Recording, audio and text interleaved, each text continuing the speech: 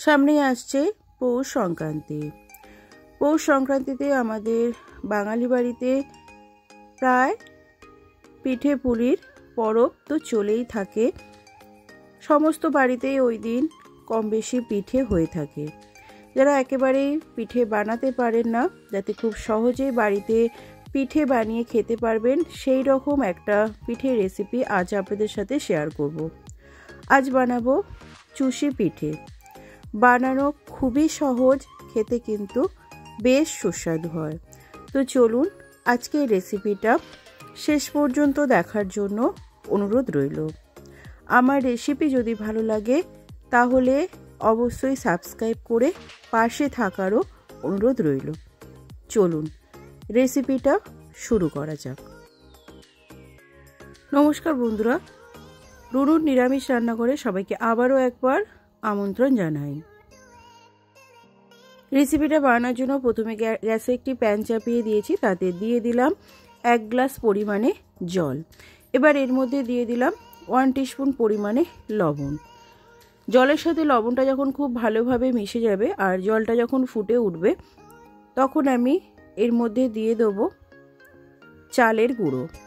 এখানে আমি 1 বাটি পরিমাণে চালের গুঁড়ো নিয়ে নিলাম। যতক্ষণ না জলটা ফুটে উঠবে ততক্ষণ কিন্তু চালের গুঁড়ো জলের মধ্যে দেবেন না। জলটা যখন ভালোভাবে ফুটে উঠবে সেই পর্যায়ে চালের গুঁড়োটা দিয়ে দিতে হবে।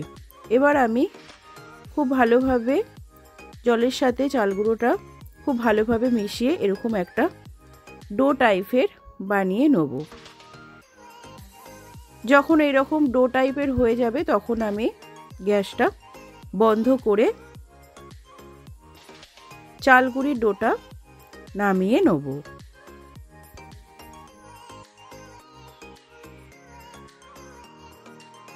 এবার চালগুঁড়ির ডোটা প্যান থেকে থালায় ট্রান্সফার করে আমি খুব ভালোভাবে থেসে নেব। আটা বা ময়দার ডো যেরকম মাখানো হয় তার থেকে একটু টাইট হবে, এই রকম একটা ডো বানাতে হবে। খুব ভালোভাবে থেসে আমি ডোটাকে মাখিয়ে নিলাম। দেখুন, আটা বা ময়দা যেরকম হয় তার থেকে একটু শক্ত হবে। এবার আমি এদিকে একটা বেলুন কাঠ নিয়ে নিয়েছি। কিছুটা পরিমাণে ডো আমি নিয়ে এইরকম একটা লম্বা করে বানিয়ে নিয়ে এবার আমি হাতের মাধ্যমে এইভাবে সমস্ত পিঠেগুলোকে বানিয়ে নেব। এই পিঠে বানানোর প্রসেস কিন্তু খুবই সোজা। যারা পিঠে বানাতে পারেন না, এইভাবে 2 হাতের মাধ্যমে প্রেস করে করে সমস্ত পিঠেগুলোকে কিন্তু বানিয়ে নিতে হবে।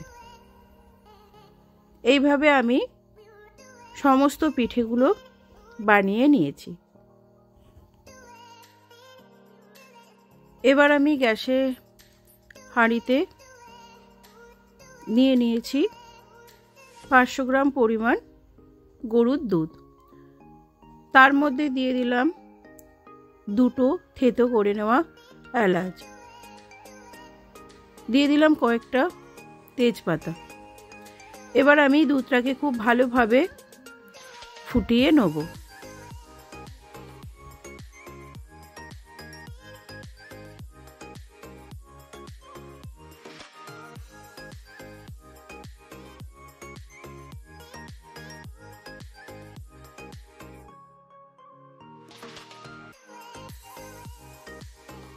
দুধটা যখন খুব ভালোভাবে ফুটে উঠবে তখন বানিয়ে নেওয়া পিঠেগুলোকে আমি এর মধ্যে দিয়ে দেবো।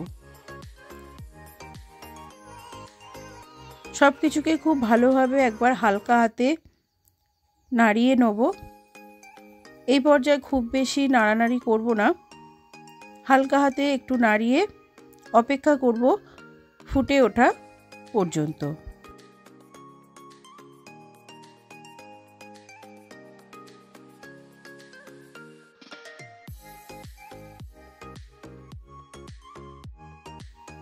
দুধটা যখন খুব ভালোভাবে ফুটে উঠবে আবারও, তখন গ্যাসের ফ্লেমটা একদম লোতে করে আবারও আমি সব কিছুকে খুব ভালোভাবে একবার ঘেটে দেবো। না হলে কিন্তু এই পর্যায়ে নিচে লেগে যাওয়ার সম্ভাবনা থাকবে।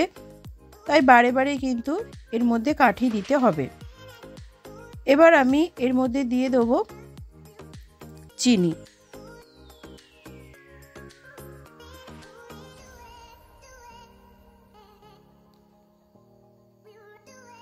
এখানে আমি প্রায় হাফ কাপ পরিমাণ চিনি দিয়েছি। আপনারা আপনাদের স্বাদ মতো চিনি দেবেন। যে যেরকম মিষ্টি পছন্দ করেন সেই পরিমাণ মতো চিনি দেবেন।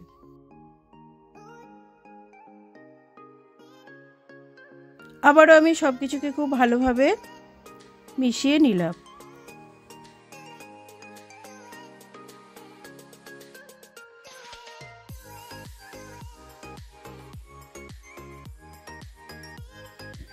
এবার এদিকে একটি তড়কা প্যানে নিয়ে নিচ্ছি 1 টিস্পুন পরিমাণ ঘি। তার মধ্যে দিয়ে দিলাম 2টো ফাটিয়ে নেওয়া এলাচ। ঘিয়ের সাথে এলাচটাকে আমি খুব ভালো করে ভেজে নিয়ে আমি এবার পিঠের মধ্যে দিয়ে দিলাম। এর ফলে স্বাদটা কিন্তু দ্বিগুণ হবে।